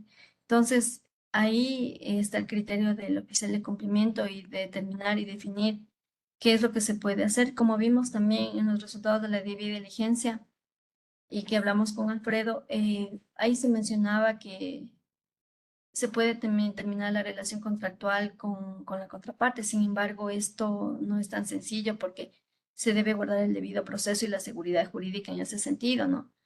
También ver cuáles son las alternativas de exclusión de un socio de una entidad. Entonces, son varios factores y todo este análisis tiene que llevarlo a cabo el oficial de cumplimiento y determinar qué es lo que se puede hacer en estos casos. Al momento de realizar el procedimiento de debida diligencia de un empleado público, ¿es necesario pedirle la declaración patrimonial para corroborar los activos que ha tenido la persona durante el periodo laborado? Bueno, yo consideraría que sí sería una buena opción tener este documento con una declaración patrimonial, porque es un documento, como veíamos, oficial y de efectividad alta, ¿no? Que nos podría indicar si este empleado público, cuál es su situación patrimonial, pero tomemos en cuenta siempre y cuando este sea un empleado de la entidad. Pero si es un empleado público que es un socio de la entidad, no amerita que nosotros conozcamos su situación patrimonial, sino más bien conozcamos, como vimos, su actividad económica, sus ingresos, sus gastos, a qué se dedica, ¿sí? No sé si es que ahí está respondida la pregunta. Sí, gracias, Moni.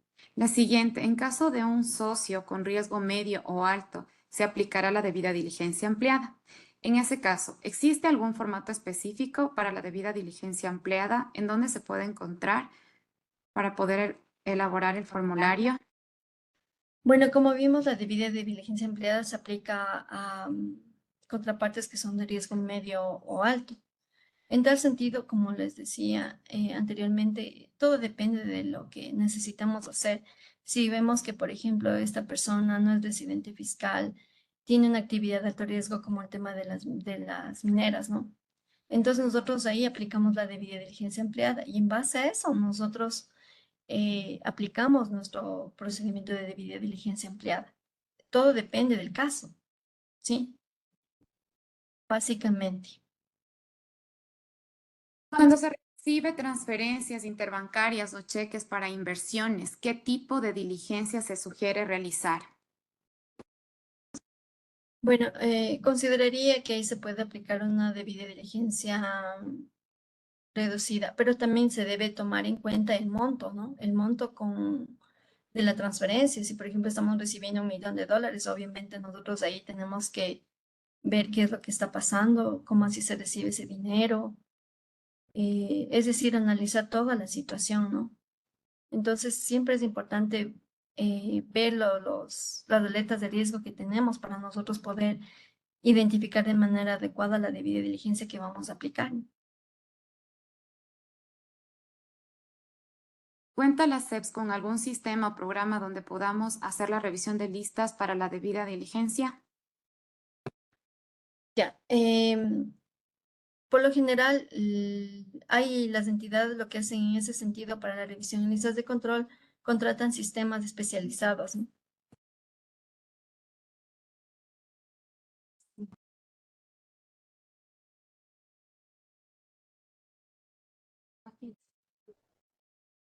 En ese sentido, para lo cual existe el sistema CISLab, en donde hacen sus listas su verificación en listas de control. Por lo general, también las entidades lo que hacen es contratar servicios de consultas de listas de control nacionales e internacionales, que obviamente tienen un costo, ¿no? En algunos casos se ha observado que también hay entidades que lo hacen de manera manual, ¿no? En base a las listas que se arrojan de la UAFE, ¿no? En tal sentido, es importante indicar que la revisión en listas de control es importante. No, tenemos que hacerlo al inicio de la relación comercial o contractual, durante, durante la relación comercial con las contrapartes. No debe hacerse al mes, al mes, a los 2 meses, a los 3 meses, sino de manera inmediata, porque eso nos permite conocer los antecedentes legales de esta contraparte y ver si esta persona es de riesgo o no para la entidad. Recordemos que lo que estamos nosotros combatiendo es un delito y nosotros tenemos que eh, tener todas las herramientas que nos permitan apalear estos riesgos. Gracias, Moni. La responsabilidad de la aplicación de la debida diligencia por parte del oficial de cumplimiento se desarrolla desde la fecha de registro de este en la SEPS y en la UAFE. En el caso de cambio de sujeto obligado, Bueno, las personas somos responsables desde el momento que nosotros ingresamos a una entidad, a una empresa, ¿no? Somos responsables del trabajo que nosotros hacemos y durante ese tiempo, de acuerdo a la ley, se establece que nosotros hasta 7 años somos responsables de nuestros actos en una entidad o una empresa, ¿no? Entonces siempre es importante que nosotros nuestro trabajo sea lo mejor posible, ¿no? Porque en caso de sanciones siempre se establece en qué periodo de tiempo esta persona laboró y si es responsable de tal o cual anomalía, ¿no? Que se pudiera presentar, ¿no? Entonces, debemos tomar en cuenta que constitucionalmente, como dice la ley, todos somos responsables y el desconocimiento no hace que no seamos responsables. Entonces, siempre precautelemos de eso. Es importante también indicar que los oficiales de cumplimiento deben ser calificados y registrados en la superintendencia, independientemente del registro que se haga en la UAFE. La UAFE también tiene su propio registro del oficial, pero no nos confundamos. Nosotros como ente de control estamos facultados a calificar y registrar a nuestros oficiales de cumplimiento de las cooperativas de ahorro y crédito. El trámite que se hace en la UAFE del registro del oficial es independiente al de las SEPs. Por lo tanto, en cada ente de control nosotros tenemos que hacer el debido registro. Por favor, tomemos en cuenta eso porque si ha habido consultas en el sentido de que nos dicen, sabe que yo registré en la UAFE y yo no estoy aquí registrado en las SEPs. Entonces, es en los dos lugares donde debe estar registrado el oficial. Gracias, Moni. La siguiente consulta. ¿En qué caso, en el caso de que un socio no entregue la información actualizada de forma anual, cómo se debe proceder? Bueno, dentro del Manual de Prevención del Lavado de Activos hay una política de sanciones, en donde nosotros podemos ahí definir qué sanción se puede establecer en caso de que no nos pudieran entregar la información que requerimos. Pero eso es una política que debe estar establecida en el manual y que debe ser aplicada. En algunos casos se ha observado que hay políticas en donde muchas veces los empleados no quieren actualizar la información de manera anual. Entonces, se han impuesto sanciones administrativas o económicas, pero obviamente deben estar también reguladas en el reglamento interno de la entidad, ¿no? Para poder nosotros aplicar, ¿no? Porque esto también tiene connotación de tipo legal. Entonces, debemos tener mucho cuidado y también establecer los parámetros eh, apropiados dentro del manual. El formulario de origen de licitud de fondos para empleados se puede pedir muy indiferente del valor. Ya, recordemos que este formulario nos ayuda a determinar el origen de los fondos y en tal sentido, este se debe aplicar cuando las operaciones mensualmente o acumuladas superen los $5,000.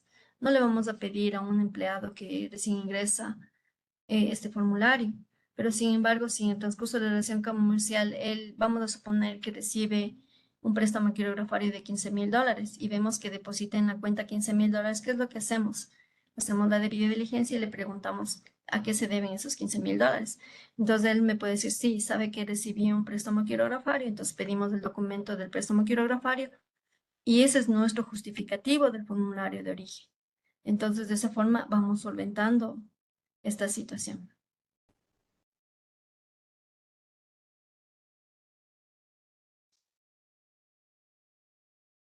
La declaración de no haber sido condenado por el cometimiento de delitos relacionados con el lavado de activos y financiamiento de delitos como el terrorismo, ¿en dónde lo puedo obtener? Este documento se puede obtener en la UAFE. Es un certificado en donde las personas pueden acercarse a la unidad de análisis financiero y solicitar este documento.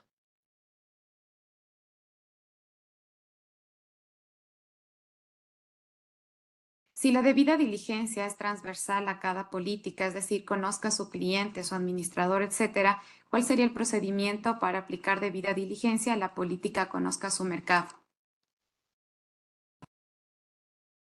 Bueno, recordemos que el mercado no es una contraparte. También recordemos que nosotros hacemos procedimientos de debida diligencia a nuestras contrapartes y por eso es esta capacitación, ¿no? Donde nosotros hemos dado las directrices, lineamientos en cuanto a la debida diligencia de nuestras contrapartes. El mercado, en cambio, está relacionado al tipo de negocio, cómo está mi mercado, qué tipo de negocio hay en el sector, en la jurisdicción. A eso se refiere. Y como vemos, esto es una política. La norma sí establece una política de conozca su mercado. Y como vemos, no tiene nada que ver con la contraparte. En el caso de que un socio hiciera una transferencia de una cuenta de un banco a su cuenta de la cooperativa y supere el umbral, ¿debo pedir justificativos por el valor o me sirve solo con el estado de cuenta del banco? Yo consideraría que con el estado de cuenta del banco se podría hacer válido esta transacción, porque recordemos que también los bancos, ellos también tienen procedimientos de debida diligencia y también piden documentos justificativos o el origen de los fondos, ¿no? Entonces consideraría que sí sería válido.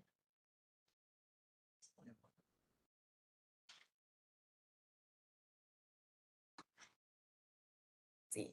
Les recordamos que el chat está abierto para preguntas relacionadas con el tema de capacitación. Hemos visto muchas preguntas respecto a las capacitaciones de los oficiales de cumplimiento, también de si cierto personal que labora en la entidad estaría o no apto para calificarse como oficial de cumplimiento. Ya en ese sentido, por favor, tomen en cuenta que la capacitación fue de debida diligencia y estamos solventando esas consultas. En el caso de que ustedes tengan dudas respecto a la capacitación, a los requisitos que se requieren para el tema de calificación de oficial de cumplimientos, estos están disponibles en la página web de la superintendencia o de ser el caso, ustedes se pueden contactar también al call center de esta institución. Tratando de finalizar ya la capacitación, tenemos algunas consultas que ya les hemos ido solventando con las diferentes interrogantes que también las emitieron los otros participantes. Es importante tomar en cuenta estas consultas que las vamos a tratar a continuación, que han sido reiterativas. La primera es, ¿cuándo un oficial de cumplimiento es considerado alta gerencia? Los oficiales de cumplimiento son considerados alta gerencia en los segmentos 1, 2 y 3. Por favor, tomen en cuenta este particular. También nos consultan si la denominación correcta es ROI o ROS. Para el efecto, se tiene que considerar que la Ley Orgánica de Prevención de Lavado de Activos, así como su reglamento, establece las siglas ROI, que es el Registro de Operaciones Inusuales e Injustificadas. Sin embargo, de eso existe normativa emitida por parte de la UAFE en la cual se ha ajustado el término a reporte de operaciones sospechosas. Como ustedes han podido visualizar en cada una de las normas que nosotros hemos emitido como superintendencia, nosotros seguimos manejando el término ROI, dado a que la ley y el reglamento de prevención de lavado de activos no ha modificado estas siglas. Adicional a eso, habían algunas consultas respecto al tema del rezo. Recordemos que el envío del rezo a la UAFE es responsabilidad del oficial de cumplimiento. Ya tienen, en el caso de problemas que se puedan dar a la interna, es responsabilidad prever cualquier impedimento, cualquier complicación, de tal forma que este envío sea realizado de manera oportuna. Así también tenemos consultas respecto al tema del formulario CRS que se tiene que remitir al SRI.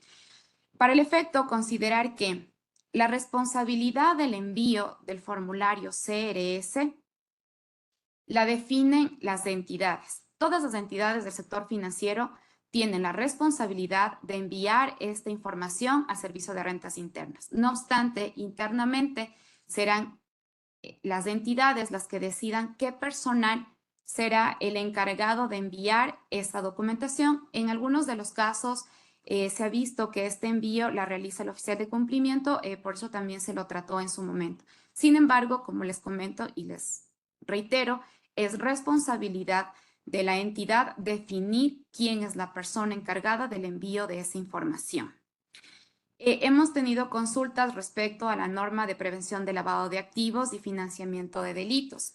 Y en ese sentido, les voy a presentar este conocimiento de ustedes, la página web de la superintendencia. ¿Me confirmas? Sí, chévere. Entonces, como ustedes pueden ver, este es el portal web de la Superintendencia de Economía Popular y Solidaria. Y para los oficiales de cumplimiento se ha dispuesto un sitio colaborativo de prevención de lavado de activos. Esta es la página inicial. Ustedes van al sitio colaborativo, dice prevención de lavado de activos, y dentro de este ustedes van a encontrar toda la documentación normativa, instructivos, guías que se han emitido al respecto. Tenemos la normativa y oficios circulares, tenemos manuales, notas técnicas y guías, formación y capacitación, donde van a encontrar todo lo que nosotros hemos proporcionado en estas capacitaciones, así también las presentaciones, publicaciones y algunas preguntas frecuentes. Respecto a este tema que nos atañe el día de hoy, que es la capacitación en debida diligencia, y para solventar muchas de las dudas que ustedes registraron en el chat, tomen en cuenta que la guía está en el sitio colaborativo. Ustedes van a manuales, notas técnicas y guías, ingresan a manuales sector financiero popular y solidario y la primera les va a aparecer la guía sobre cómo aplicar la debida diligencia. Ustedes se pueden descargar el archivo. Eso para que ustedes lo tomen en cuenta en función de las diferentes consultas que han surgido en el transcurso de esta capacitación. La superintendencia les agradece a todos ustedes por su participación. En los próximos días nosotros vamos a subir al sitio colaborativo esta capacitación, así como la presentación para que en algunos de los casos les pueda servir como guía, puedan también chequearla. Sus consultas han sido solventadas casi en su totalidad. Y en ese sentido les damos las gracias por la oportunidad, también gracias por la participación activa en estos talleres y nos veremos en una próxima ocasión. Muchas gracias, estimada Carito, Moni y Alfredo. A los participantes, la superintendencia les agradece por su participación. Solicitamos también que al finalizar de la capacitación puedan completar la encuesta de satisfacción del evento. Muchas gracias y será hasta una próxima ocasión. Buen día.